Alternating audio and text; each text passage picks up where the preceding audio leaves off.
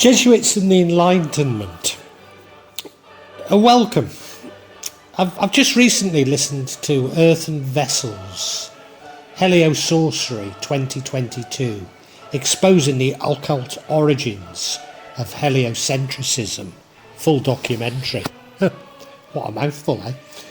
Now, I was going to recommend it, but as I began to sort of dissect it and sort of appreciate what it was saying, I realised that whilst the subject matter was fascinating, it was yet another sea theory, yeah.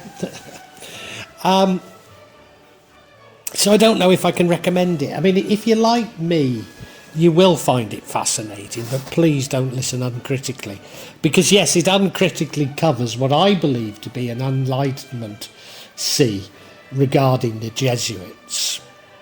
What I found interesting is in how it explicitly links Sir Isaac Newton with Hermes Trismegistus, something that I've mentioned many times and something that fascinates me. So, I kept listening because I wanted to find out more. And yeah, as I listened to it, I found myself agreeing with so much. But then completely abruptly, the narrator would veer off towards a satanic panic. Now, Earthen Vessels promotes what I believe to be, and I might stand to be corrected, but a somewhat radical evangelical Christian view of the world. But he does so without ranting, and there certainly is some scholarship within it. However, it should be apparent that I'm a sucker for such off-the-wall theories, especially when they have some resonance with my own beliefs. Now, there's another channel that I used to follow. I used to follow every post. Lovely man from quite close to where I'm from in England. But increasingly he's become he expresses provocative evangelical Christian views, such as Jesus is being God, and therefore cannot be the same God as Allah. Now, don't get me wrong, I defend any person's right to say this, but when it's used to justify his Islamophobia, well, I just stopped listening. Now, of course, let me state very clearly, I'd be the first to say that there are many reasons for people, particularly in the West, to dislike Islam, or at least what they have been told Islam is about. But to criticise Islam because Jesus is not Allah most certainly isn't one of them. Now, from his channel, I was directed via a post to a very, very interesting channel by someone from Newcastle upon Tyne. And like Earthen Vessels, he seemed very measured, and certainly nothing like as emotional as I can become. Indeed, he seemed to be concerned with culture, and I found myself transfixed. And still he started exposing the virtues of Nazism. Yeah. Can you believe it? I listened to quite a few of his vlogs until the penny dropped. Well, I was so interested in what Earthen Vessels had to say about the Jesuits and the Enlightenment, which is only a part of what he talks about. But I decided to issue my own vlog, although it is stripped of the satanic panic.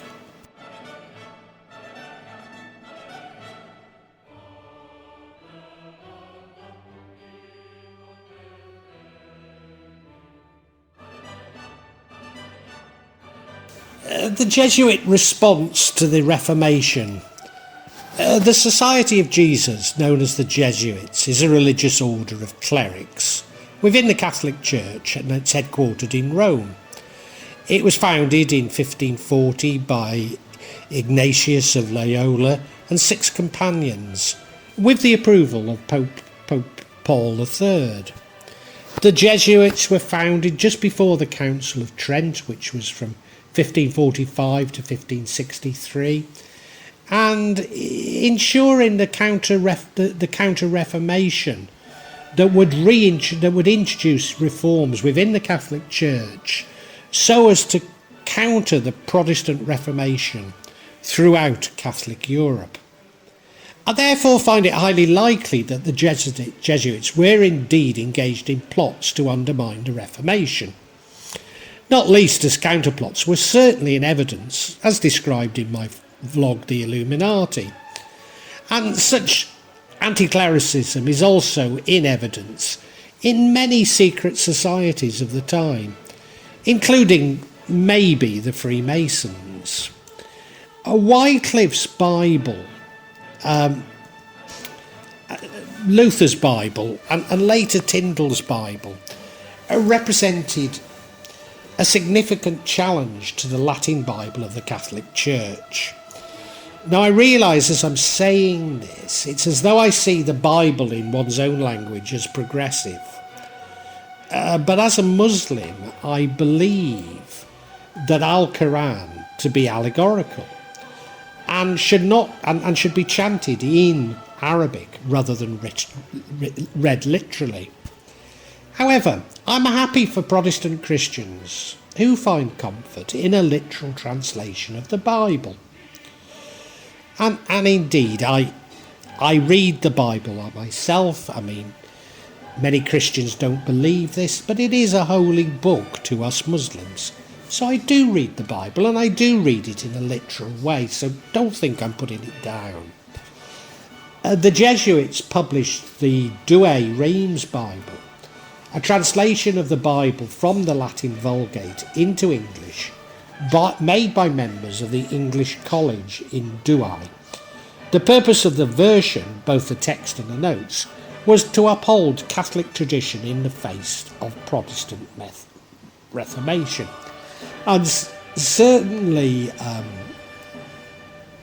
Earthen Vessels suggests that it contains numerous errors that are purposely put there to mislead Protestant Europe.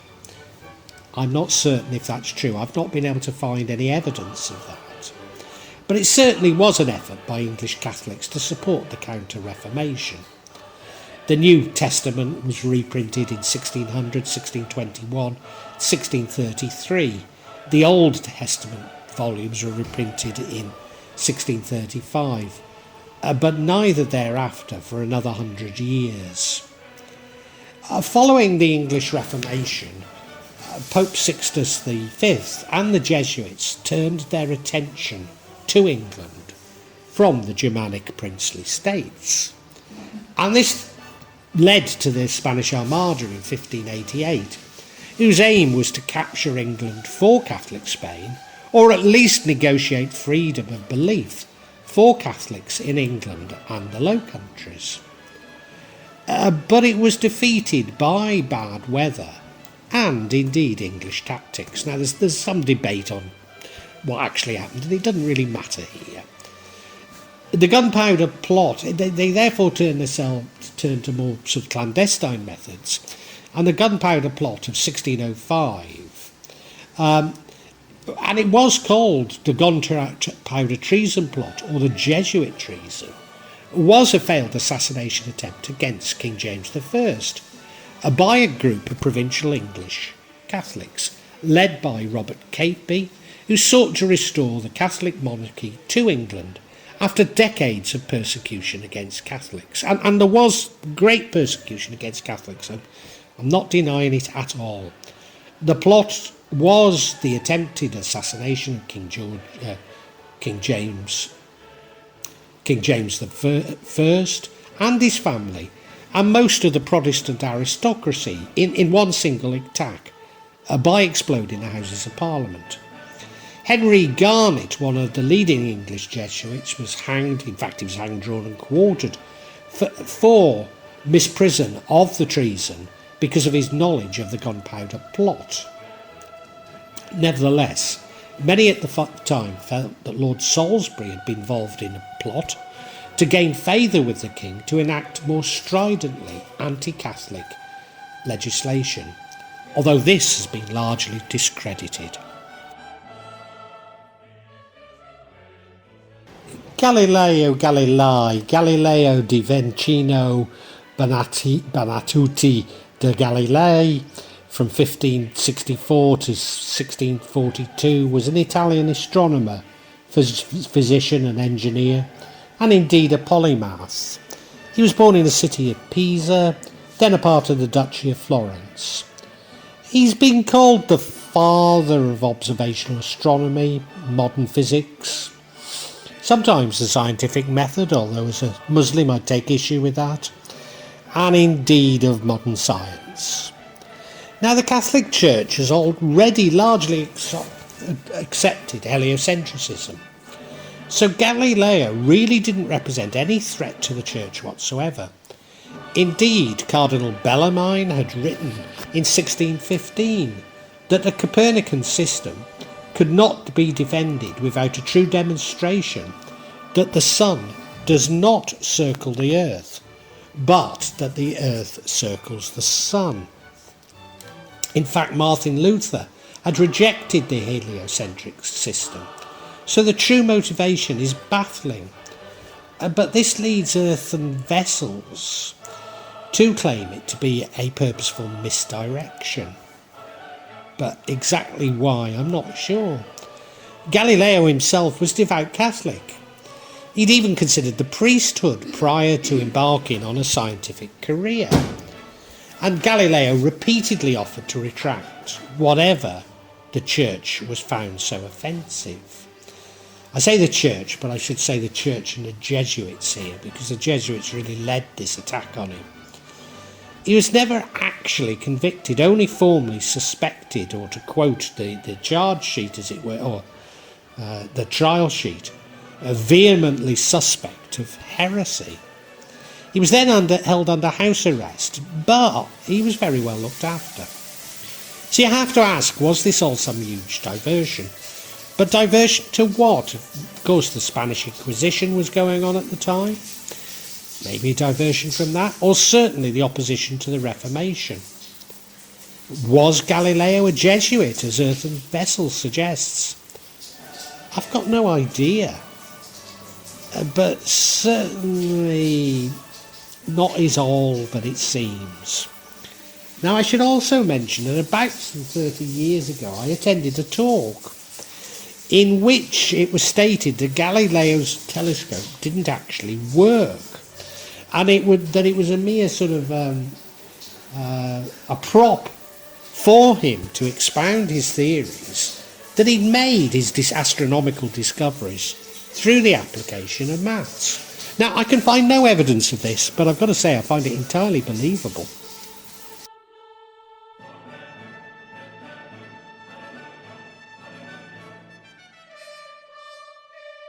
Sir Isaac Newton, 1642 to 1727, was an English mathematician, physicist, astronomer, alchemist, theologian and author, widely recognised as one of the greatest mathematicians in physics and amongst the most influential scientists of all time. He was a key figure in the philosophical revolution known as the Enlightenment. His book, the Philosophia Naturalis Principia Mathematica, Mathematical Principles of Natural Philosophy, was first published in 1687 and established classical mechanics, or even a mechanistic view of the world. Newton's theory of gravity, however, was responsible for the acceptance of the heliocentric system.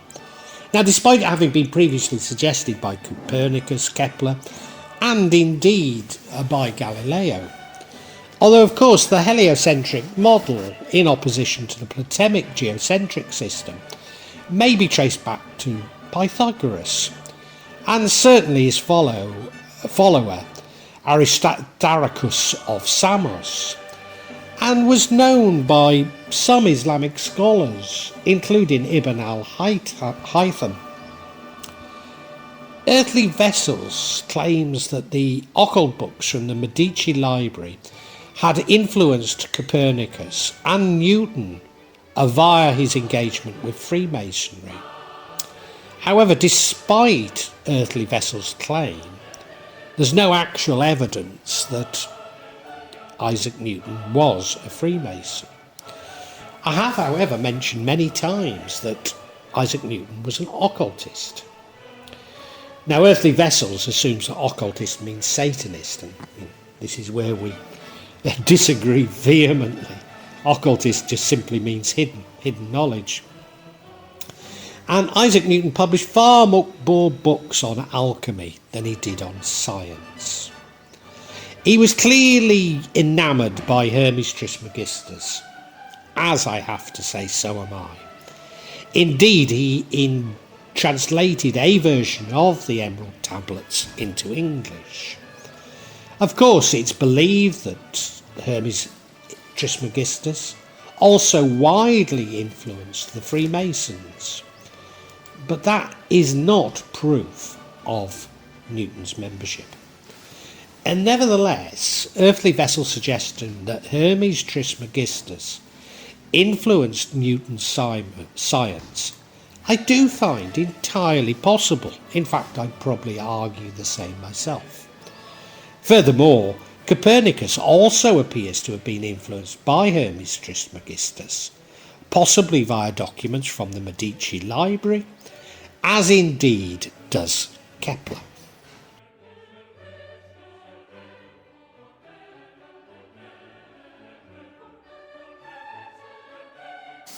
Assessment. So, what exactly is Earthen Vessels arguing? Well, I have to say, I've listened a number of times, and I have to conclude that I'm not at all sure now. Maybe he's arguing, and I think he is, that the Platonic geocentric system contained in the Bible is correct. He's certainly arguing that the heliocentric model comes from pagan Egypt's worship of Ra, the sun god, and this is come to Newton, etc., via Hermes Trismegistus. So, in other words, he's claiming that Newton is supporting paganism, and which he equates with Satanism. Yeah, it's garbage, isn't it? Anyway. Now, of course, Ra was an important Egyptian deity. I'm not going to say he wasn't. But he was only really that important, or came to predominance, during the 5th dynasty. Now, it doesn't take away from Earthen Vessels' argument, and the other things he says certainly does, but that probably doesn't. But I'm just wanting to say that Ra wasn't the only deity in Egypt. Well, what of the Jesuits? Well, from what I can tell, it's just pure anti-clericism.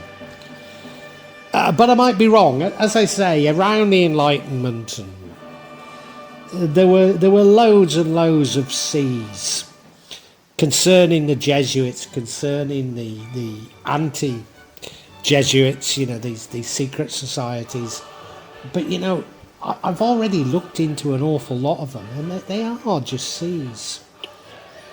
However, like all these sea theories, there does appear to be some truth contained within what he's saying. So I don't want to rubbish him. I don't want to do a hatchet job at all. I mean, I've consistently argued that the Enlightenment and its materialist view of the world are a form of hegemony, a philosophy, if you like. A hegemony which led to many benefits for mankind. But I believe now they may have run their course. So although I also argue often against the Enlightenment, because it threw away the baby with the bathwater, it threw away so much ancient knowledge. I also agree with many of the revelations of the Enlightenment may have their roots in occult, and particularly in Hermes Trismegistus. And, because I don't see anything sinister in Hermes Trismegistus, so what? Furthermore, I do use the Platonic geocentric system to understand Islamic science. But that does not mean that I reject the heliocentric model. Indeed, I think I implicitly or subconsciously look towards a Hegelian dialectic and firmly believe that we are now heading towards a synthesis of the occult and materialist science. I think that's exactly the epoch we're in now. Perhaps the main point of this exploration is just to show how dangerous it is to read the scriptures literally. Now, as I say, anyone who gets comfort from it, that's fine. But then to extrapolate it or to have a go at others because they don't, it's just beyond me. We need to study all knowledge, not write off knowledge because it's occult or what we call satanic or whatever, and arrive at our own understandings of allegory. And only from that can we all find our unique path to God.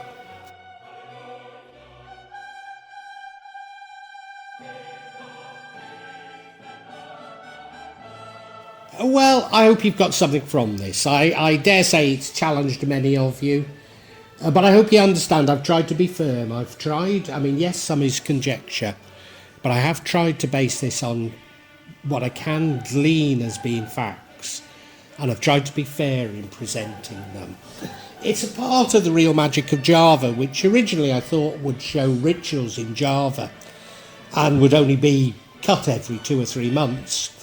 But what I decided to do was expand the concept to talk about things of interest. So now it's happening every 2 or 3 days. So if you have enjoyed this, or at least got something from it, if you can pass a comment and hit the like button, and if you've really enjoyed it, if you could subscribe to my channel, hit the bell and you'll get future notifications. And what I want to do is thank you so much in anticipation for that.